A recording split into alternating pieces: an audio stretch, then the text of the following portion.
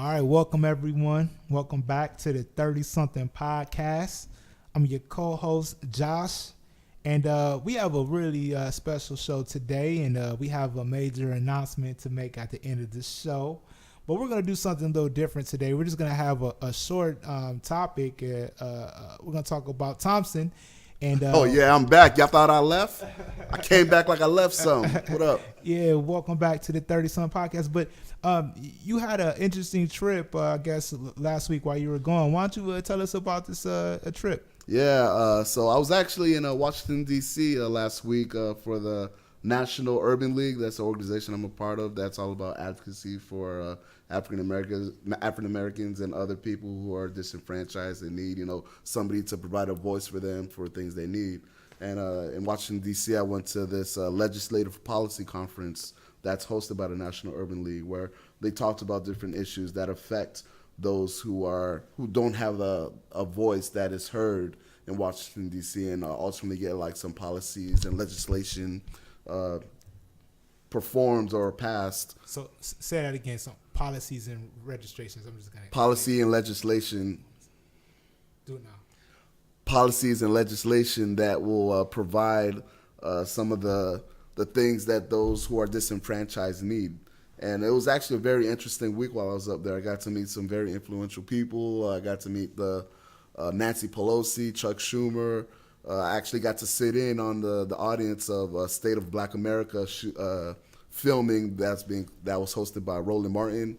And yeah, they had like a panel with like Angela Yee, some esteemed academics and like Howard University and some other individuals, and they were speaking about some very powerful things that affect like the Black community, especially in technology, whether or not they have a voice or an impact in the technical world, and like finding funding for some of their ideas, because certain venture capitalists may have a predisposition or a certain concept of ideas that maybe African Americans might have, but other individuals might have the same idea, but they'll fund their ideas, but not our ideas due to concerns of our audience or people who will use our product as opposed to other people. So you was in D.C. pretty much really doing, some good groundwork for our people. So you wasn't in Chocolate City side of D.C. I didn't say all that now. Oh, I mean, okay. There's two sides of the coin. Like I was doing some work on the ground, but then, the doors close at 5 p.m. and then I got to cut loose a little bit. There's a lot of nice rooftops up there. They call it Chocolate City for a reason. Well, we strong out there. We are strong out there. I hope you paid attention to the last show where, you stay safe. It's I heard you guys were talking. I got to go back and listen to the tape. Yeah. It wasn't safe for you, man. You was MIA on us, bro. So, all right. I got something for y'all. Make sure Chocolate City took care of you, all right? So that's funny because we were talking before the show, and Khalil brought up a really good point. And he asked us if we were Republicans or Democrats, and I said, hey, hold off, let's not talk about that just yet. Let's turn the mics on. Politics is a real sensitive time right now, man. But hey, let's answer that question. Like, first of all, what do y'all think about political parties in general? Yeah, so when I originally asked that question, it was actually kind of in jest. Like, I wasn't really serious. I mean, I was serious. I just wanted to see what your answers were going to be. As far as politics, I mean, I don't know if y'all realize it or not, but I completely lost faith in the whole system from years ago. My faith from it extends way beyond before I was even born. What exactly made you jaded in the whole political process? Yeah, that's a great question. What made me jaded about it is just over and over seeing what's the definition of insanity? Doing the same thing over and over again, expecting a different results. And I believe we were vetted as youngins to believe in a system that was already flawed. We were already taught if you grew up in a rich household, more than likely you grew up a Republican. If you grew up in a poor household, you would grew up Democratic. Yeah. Probably without even knowing or understanding the roots of these parties. Yeah. So I want to say something about the whole Republican and Democrat thing, and that is I think I was conditioned since the early age to be a Democrat. to think Democrat. I think most of us were. But I find myself not wanting to align myself with the Democrats. That's not to say that I align myself with the Republicans, but I just think that sometimes Democrats take the black vote for granted. It's just like, hey, if I run in the Democratic Party, and I'm guaranteed the black vote, and all I have to do is go to a black church, clap my hands, sing a song, and the black people are going to come out and vote. Or throw a Jay-Z concert for the community, pick some people up, walk around, and hey, I'm here. Now again, we still rock with you, ho. Hey, but now again, I'm not saying that black people should vote Republican. But I definitely think that black people, we should have more conversation about how we utilize our vote, because the Democrats have been taking us for granted for a long time. Oh, yeah. I think recently as we've gotten older, and I think a lot of us might have shared the same sentiments, is as we've gotten older and we've earned more, salary, and we've earned more money, we've gotten more cognizant of where our money goes and like what it's being used for. So, as we got older, we start realizing, okay, why are they taking all this money out of my paycheck? Where is it going towards? And then you start thinking, okay, maybe I'm more socially democratic, but financially Republican, where you start thinking, I want to know where all my money's going and like what's it being paid towards.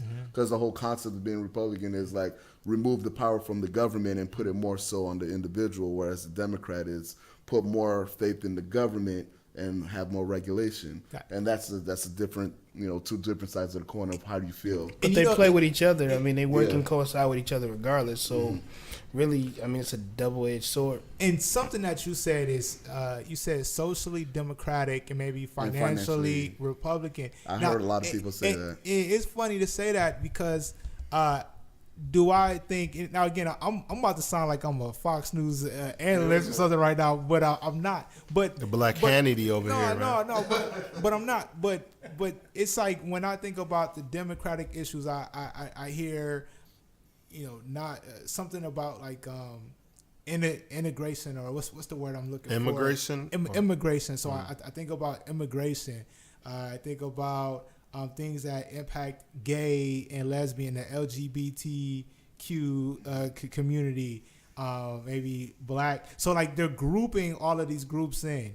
And I'd say it's kind of awkward because it's like, do Republicans not care about Mexicans, coming to the country, or Republicans anti-gay? They have to. I mean, they use them for work purposes. They use them for. So what I'm saying is if there's an issue that impacts me directly in the black community, why is it that in order to get the things that I want passed, I have to side with other groups that may not align to what it is that I'm hoping to get changed? Well, the first does that make? Oh no, I got sense? you. But the thing that I've come to realize is like this whole system, this whole government, it wasn't built with us in mind at first, So the people who are in power, they're the ones that understand the system. Thus, they could push their agenda to get things done. But as time has gone by.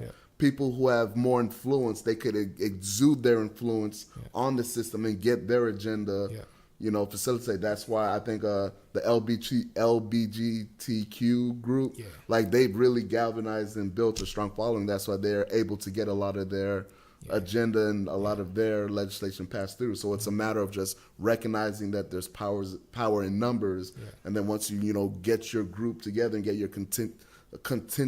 What's the word I'm looking for? Contingency. Contingency, but your group. Constituents. Yes, thanks, Khalil. Once you get your constituents together and get an understanding of what your agenda is, what you want to get done, then you could exude your influence onto the system and get things you want done. It's all about organization. It's about getting your people together and then setting a game plan of what you want done, and then getting to your representatives, getting to your senators and saying, this is what we want done, and if you can't get it done, we're going to get our numbers together and get you out and put somebody in. No, it's numbers, it's finances, though. I mean, when you're dealing with whoever has, the biggest piggy bank, at the end of the day, that's who we're going to push those, laws or whatever ideas, or you push them forward, that's what's getting put at the front of the list. So at the end of the day, when you supporting certain things or whatever party that you want to, represent or align after, us as a community really have to start doing the research heavily to understand where they want to go with it and hold them more accountable. Because they'll say something like, earlier, like we said, if you're not holding them accountable and they're not moving forward to what we're making those requests because we're the people, it's always and that's gonna be the a biggest swing. thing. Like, politicians will tell you dead in your face, I promise you this, this, and this, but then they'll vote completely different from what they promised you they would do. But since we're not checking on their votes, because all their voting is public, it's all right there for record. You could pull it up and show whether or not they're being held accountable to what they promised you in their campaigns. So it's on us as what's the word? Constituency to hold our politicians responsible to what they promised. And if you don't, you got to get them out there. That's why I think numbers are more important than finance, because you could get a whole bunch of people who are disenfranchised and who are not being provided the promises that they were promised to, and get them out of there. Yeah, I mean, and I definitely agree with some of what everybody has said, and it's a lot that I totally disagree with what a lot of what you guys were saying. As far as what I agree with, kind of like what Thompson was alluding to, or even actually mentioned, the part about being organized. You first and foremost, you have to be organized. You gotta come together, the collective, and you have to be informed. The thing about the narratives, kind of what Josh was mentioning when he was saying, being a Democrat, and he's told you this is what they fight for, this group or this thing, whatever. It's because it's a narrative. We're fed certain narratives. We're fed the majority of these narratives through the media. When the media keep bombarding you with certain narratives, it forces you to choose a side. Like, oh, I agree with this, or It's all a distraction. It's all a distraction, And the biggest problem people have is thinking like all the change only happens at the top. If you only have to vote for the president and vice president, and you think all the change is going to trickle down. No, change occurs on the local level. You have to be involved in your local or local elections, and the people who are involved in your county and your city. That's how you get the pothole fixed in the middle of the road that's been there for like 10 years, and people get tripped on. That's where it starts. So Khalil, you said you had it. Like, what was the negative standpoint that you were about to bring? Yeah, the things that you said that you disagree with. Oh, I mean, like I mentioned, I don't agree with the system at all. So I believe that anything that we're saying in a positive manner, as far as thinking as it's going to help work, is simply not going to work. And the thing is, yeah, we might get that pothole in the road fixed, but what about systematic racism? What about all of these issues that's going on, even immigration? What about reparations for slavery? What about a lot of these different things that get swept up under the rug? And go ahead. No. So it's funny. I don't mean to cut you off. It reminds me of an interview that I heard with Colin Kaepernick. And I definitely followed his peaceful protests. I definitely support. But he made a comment that he, during the last election, that he wasn't planning on voting. Mm-hmm. And when I first heard him make that comment, it kind of hit me like, wow, like I don't know how much I could side with him.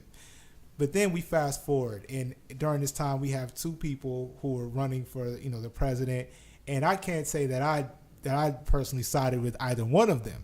It was kind of like, which evil are you going to choose? But I guess my question to you is do you believe that there's some way that your faith can be restored in the system? Do you ever see a way, if there's some type of groundwork, whether it's like Tone mentioned, finances, like Thompson mentioned, getting people to where you could potentially believe in this system, in this current system right here? Is there any way that there is a way when hell freezes over, when pigs start flying, when Tupac come off the island, when Tupac and Biggie back alive? Yeah, absolutely. No, I really think I think it really can.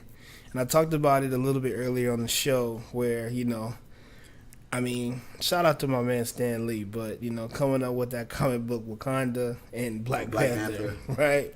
So if we rebuild like Wakanda. Well, Wakanda was a monarchy, right? Oh, yeah, I do. You think you want a king? Yeah, I mean, it's possible. But no, I just think the concept of like Black Wall Street in Tulsa, Oklahoma, where we had our own and be able to actually tear it down and start over, where to the point where we have our own concept of gas stations, buses, airplanes, doctors, lawyers, everything across the board, which stimulates, I guess, our own community and our own economy in itself. So what do you? Because we can go back, and I don't know. Maybe I look at that a little bit different. We can go back in history and say we've had this and that, and we were having a conversation earlier. Black people have been, or black people or people of color have been successful throughout the world for years, for hundreds and years that just haven't been documented. But what can we do to go forward? And I guess whether that's voting, whether that's breaking away from the Democratic Party, what is it that we can do to restore faith in people? Because I believe that the votes do count, votes do matter, and if we are either blindly pledging our allegiance to a party that doesn't represent us or not voting, then I believe that we're doing ourselves a disservice. Well, there's a lot of things that are happening during the voting process that a lot of people feel extremely jaded about. Like Khalil said, that maybe your vote didn't even count. Like, I don't know if you guys are familiar with gerrymandering. Mm-hmm. It's a system in which in a particular area, there's different zones where you vote that if a particular party wins, they hold a certain amount of weight on the overall voting process. And every year, both the Democrats and the Republicans, they could redraw the zones of where people draw. So they do a lot of market analytics to find out where most of the party or most black people, wherever they live, and then they'll redraw the lines so that people who live in a particular area, their vote used to make a bigger difference, but they'll redraw it and make the voting power of that area less powerful. So, and people don't even know that both parties, they could go and redraw voting districts. They do it on like a yearly or even higher frequency basis, and people don't even know that. So when you're going out thinking, my vote's going to matter something, it's not going to be less more. I mean, the more that us as people are less informed, the better off that nobody those knows parties about this. And then the whole electoral college, like you thinking your vote counts, and you thinking,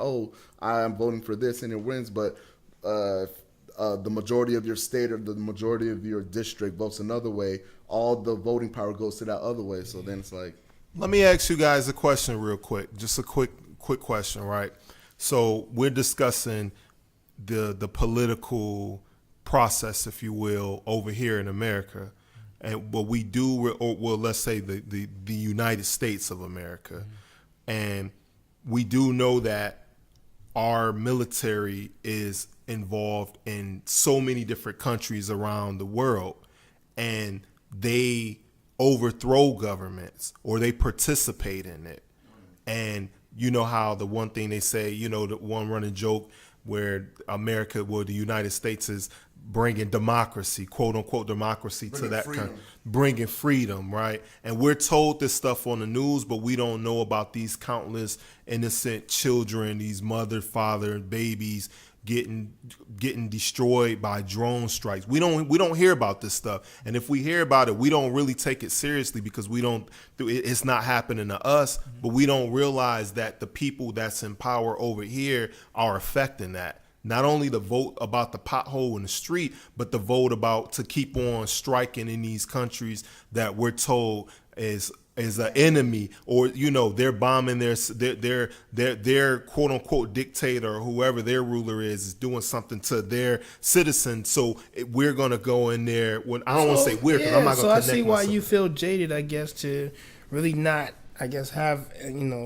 your vote of whatever party. It really doesn't matter.